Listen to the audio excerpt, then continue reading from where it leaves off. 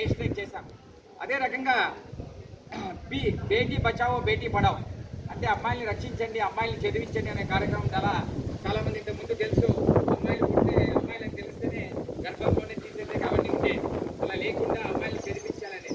తర్వాత bullet train ఒక concept కూడా, బుల్లెట్ ట్రైన్ కూడా పాపులర్ చేసే ప్రయత్నం చేస్తున్నారు. Free for corruption free India గడిచిన 10 సంవత్సరాల్లో ఒక్క కరప్షన్ కూడా లేదన్నమాట. కోల్ ప్రొడక్షన్ అంటే బొక్కు ప్రొడక్షన్ 40% పెరిగింది. దివాళీ ఇన్ అయోధ్య డిజిటలైజేషన్ చేసి చిన్న చిన్న ఊర్లలో పరిగి కానీ హిందూపురం లాంటి ఊర్లో కూడా ఇంటర్నెట్ సౌకర్యం తీసుకొని వచ్చారు. ఈ ఫర్ ఎలక్ట్రిఫికేషన్ అంటే రైల్వేస్లో మొత్తం విద్యుతీకరణ అయిందనమాట.